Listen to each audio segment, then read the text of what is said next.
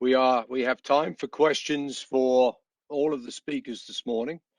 And if you have a question, would you please type it into the chat, and I will monitor that. I saw one that I think would be interesting from Julie to Antonino early on about who would be that coordinating entity. And Antonino, if you could elaborate a little bit on your answer that you gave, that would be great. So, and then other folks out there, please put your questions into the chat, and I will bring them up. Sure. Thanks, Clive, and thanks, Julie, for the question. Very interesting point, as I said before. So I would say that an NGO is a starting point, because if this is going to be an effort primarily conducted by countries, there needs to be a non-governmental entity. Ideally, that could be presented as a neutral partner. Then whether or not it has to come from a country that is not involved at all into the effort, I wouldn't say that this is a primary requirement. But of course, when we're going to look at whether or not a certain entity is credible, we will look, first of all, at the reputation of the entity itself, I would say, regardless of where it is based. And then in a second phase, you can also take a look at how independent NGOs are in the country of incorporation of that NGO. But that is more of a formal type of control that you would really do just for the sake of due diligence. But the most important part is whether or not the entity is credible, and the fact that it has no government involved in the direct, let's say, ownership or funding as well, maybe, of the entity. Another alternative that we discussed with Clive is whether this could be entrusted also to a commercial player, not a space one. There are a lot of entities that do this as a business on Earth. And in that case, you would remove any sort of potential evaluation on the credibility, because they were talking about a professional doing their job. And so in that case, I would say that the question is solved. But probably for the dynamic of the space industry, I would see an NGO as the best entity to be qualified for this job. And it doesn't really have to be only one. There could be also a partnership in terms of different NGOs from different countries as well, distributing the effort among themselves, again, to ensure neutrality.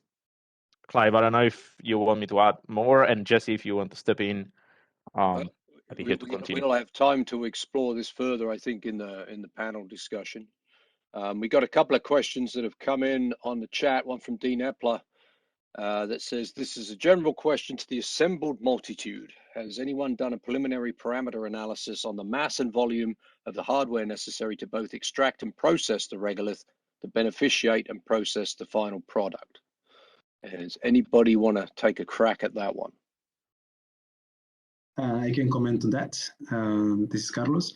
So we did a first analysis, technical model, estimating the amount of tons that would need to be removed, let's say in the first 2 meters of the surface from a landing place in the South Pole, where we think there could be water ice and so on. And so we estimated the amount of tons and the amount of material that needs to be processed, and including the area that needs to be extracted or processed. Where we're at the moment is we're actually estimating just that. We did a first rough estimation on the mass required for extraction equipment, processing, and so on. But we're currently working on that, and we're hoping to finish that in April next year. So if you would like to collaborate on our study, please let us know. Now, just to let you know, we are collaborating with a mining company, which will help us to estimate this potential size of this extraction equipment needed to move that material. But it's ongoing, from our side at least. Okay, thank you, Carlos. Yeah, I was just going to jump in and say that I was going to jump in and say that Julie's got some good papers, but she put something in the comments there. So there are other papers out there. I used the Kleinhans and Paz paper from 2020 as a starting point. So there are estimates out there. The point here will be, what is the amount of, let's say, water ice that we want to extract in a certain year, let's say 2035, because that at the end will tell how much we need to extract and therefore the size of the equipment. But and that's why we have many scenarios, but one of the main questions is how much hydrogen, oxygen, water we would like to produce at certain points in time. Okay. It's a question from Mark Elowitz. If it turns out that NASA lunar ice doesn't exist, make it in quantities to make it a viable resource to support sustained presence on the moon, would this alter NASA's exploration plans? And then they would go straight to Mars. I thought that's what NASA was doing anyway, but I could be wrong. I don't know whether anybody from NASA wants to take that one. That may be an unanswerable question. So, all right.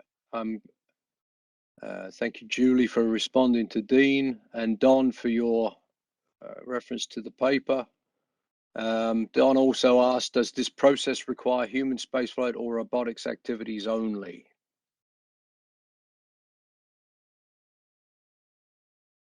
Anybody want to take a crack at that one?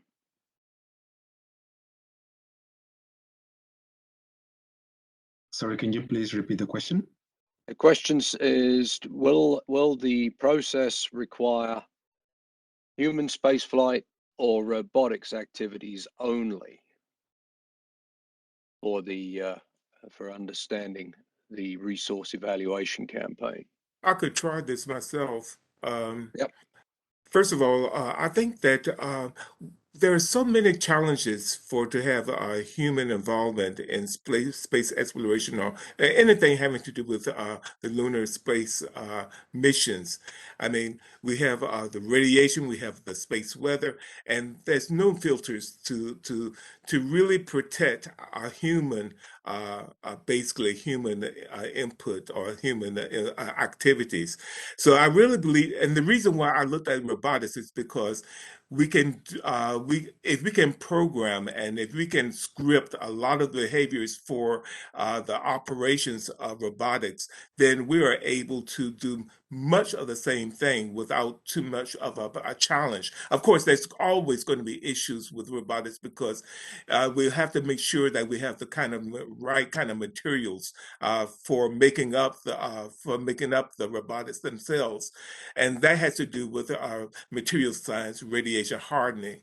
But generally, it's better to work with machinery, hardware, than it is to work with humanware, so to speak.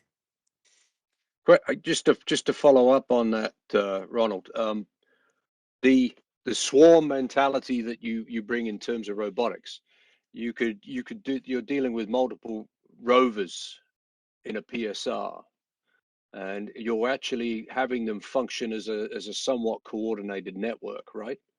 That's another challenge, and I didn't bring up the challenges, but coordination is a main issue.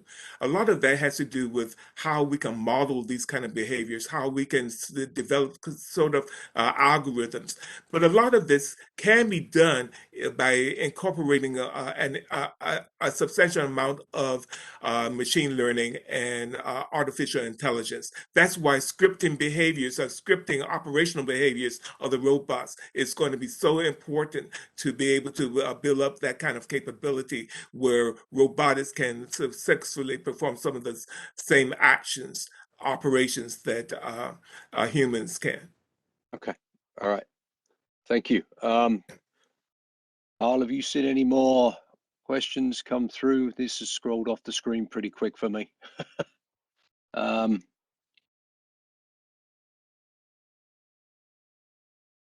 Okay, well, that's Dean's. All right. It seems that there are part of the issue, coming back to Mark Elowitz's question, that what we're trying to do with this coordinated lunar resource evaluation campaign is to actually get those data that are necessary that would enable humans to survive and thrive on the moon as well as Mars. So that is something that is important to look at here, is using the term resource when you actually mean reserve is a subtle yet very critical distinction. And that's something that I think. Thank you, Carlos, for bringing that talk to us today about how to move that forward. I have a question for Carl, actually, just to sort of wrap this up. The getting down to, you say you got penetrators, you use penetrators to get down to the areas where battery or solar operated rovers could work, but there seems to be a disconnect. And you didn't have enough time to go into some detail of how you would fill that or make that connection. Have you any thoughts on that you want to add?